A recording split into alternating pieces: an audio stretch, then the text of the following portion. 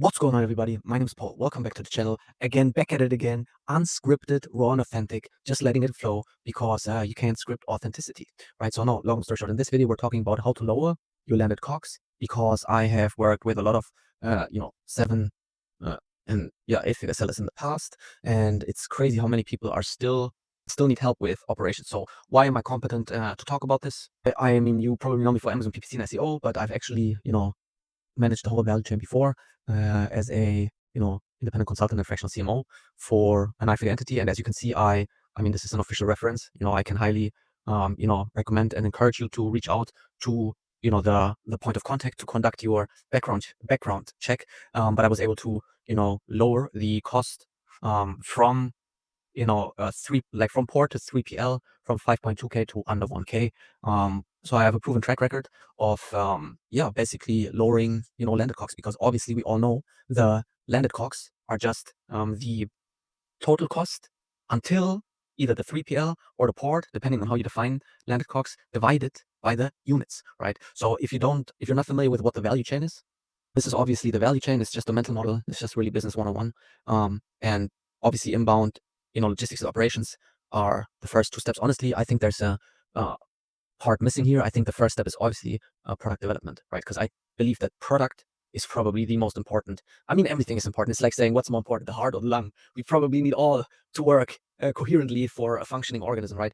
But this is specifically just talking about inbound logistics and operations. And for example, another case. So I will obviously not disclose the entity, but I've learned from the best. I was an independent consultant for Deuber XXL, and I learned from Niklas, which I won't name his last name, but credit where credit is due. I learned from the best.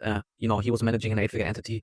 So yeah, at the end of the day, I'm super grateful for the lessons that I could learn. I would probably still be with them if the agreement would have been honored, because in the beginning, like long story short, it was communicated that I could work remotely, and then they basically said, if you want to be serious, you should come work in person. And yeah, that's not what we agreed upon. But no bad blood. I wish them nothing but the best. And obviously, that's a nine-figure entity. That's one of the biggest sellers in Germany. Again, nine-figure entity, and I'm super grateful that I was able to learn and adopt the standard operating procedures from a company that is as great as that company is. But yeah, next case. First of all, we all obviously know. I mean, most people probably do. But when it comes to operations, the thing that you really have to understand most is just Incoterms. And most people will just go with FOB because it's usually the cheapest. But a lot of sellers and clients that I consulted in the past, they're still using Amazon Global Logistics.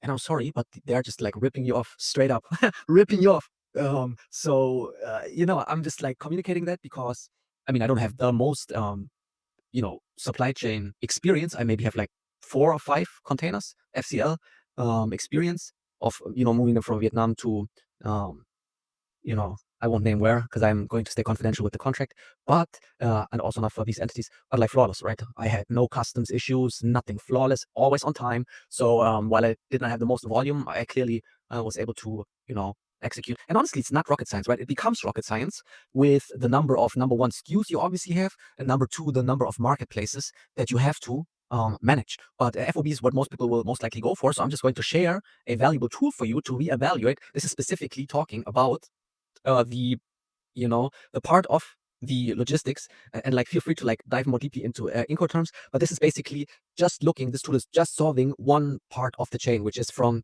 port to port, basically from handling to handling.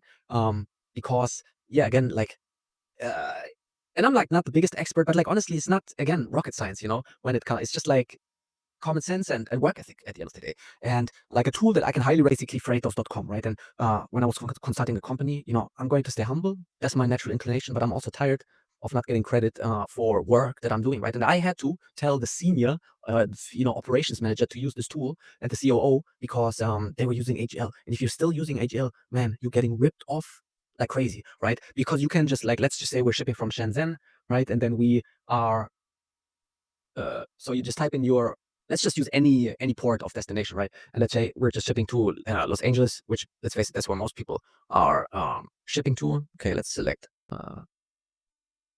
let's just select Shenzhen or whatever. And then so I blurred out everything in the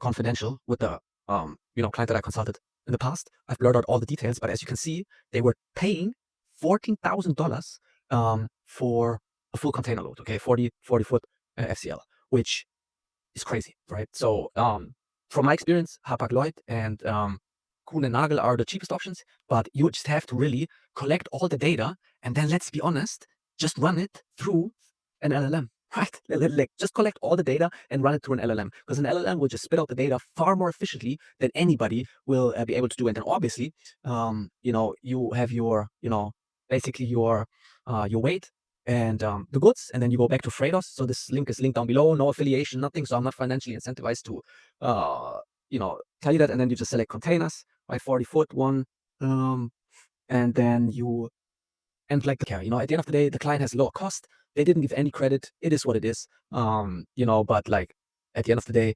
yeah, credit where credit's due is just more honorable from my experience. And then you can see, okay, ocean freight, like, okay, do you already have a customs broker or not?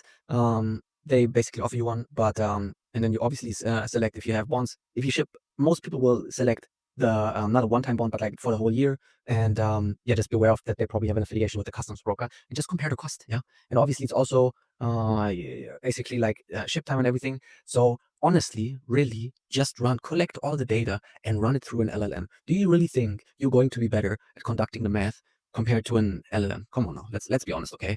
But it's the cost that was then achieved. So obviously loaded by like roughly 4K, which the senior operations manager said, "Oh, that's a dream." Da, da, da, da, da. Yeah, but like honestly, it is what it is. Who cares?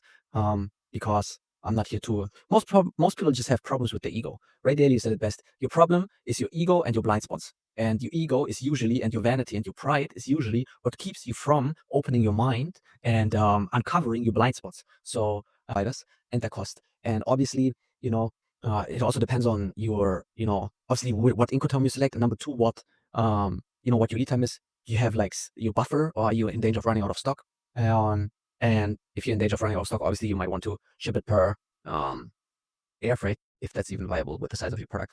It's not loading anyways. And like, long story short, in the scenario that I showed you here, obviously I'm not going to name what port, what ports we were shipping from and where to, but we were able to get it down to 7.7K, which, just do it yourself, but don't use Amazon Global Logistics. I'm telling you, they're going to rip you straight off, right? And the senior operations manager was telling me, "Oh, it's a dream, da da da da da." So, yeah, I'll just leave it at that. Never, always question the status quo, compare all the costs, and then you just need, a margin calculator. So, I can highly recommend the one from ANZ Ventures. That's one of the best, resource, at least in Germany, that I know. And they have this is also linked down below, no affiliation, nothing. And then they will give you this margin calculator, and then you just type in, obviously, here the container cost down here. And obviously that's just one part of the value chain, but this is the most expensive part, right? Depends on obviously the size of your product, because then obviously it also comes down to port to 3PL, what's the cost there. But yeah, like, honestly, and that company was also shipping directly to Amazon, which I've never heard of anybody who's shipping full containers directly to Amazon. I would always ship them to the 3PL, and then from the 3PL to the, to the FBA, to the fulfillment center. But long story short, that's it in a nutshell. Just use Freightos.com. It's basically like Amazon for freight forwarders. And I would still read through their terms of service, because they might have an affiliation with the freight forwarders. So you can also then just like, which I wouldn't recommend, just use Freightos if they give you free value, right? It's also not healthy. It's toxic always to want free stuff, but then you never want to pay for their service, right? What the fuck, man? So yeah, then you just run it through a margin calculator. Sorry, but like, that's just arithmetic, mathematical operations. It's not really rocket science. Again, it becomes rocket science with the number of SKUs and the number of marketplaces, and just in general the number of variables that you're adding. But I mean, I showed you my track record. I didn't get any credit for the other company, but I mean, uh, God is my witness. Yeah, like, I was the one who's pushing that at that company. I didn't receive any credit, which is okay. Who cares? At the end of the day, customer obsession is one of my core values, and even though it hurt, like, at the end of the day, the customer is low cost now, and it's also just due to like people having vanity. Um, and I don't know, man. Whatever. I don't even care. Who cares? Whatever. Long story short, just check out Freightos, run it through your margin calculator, compare all cost. Well, honestly, collect all data, throw it into an LLM, and call it a day. Okay, sorry, but like, do you think you're going to be better? I mean, have you seen the recent benchmarks of O1? Right? It's PhD level now, AI, right? So yeah, I'll leave it at that. My name is Paul. Thank you for your time. Deuces.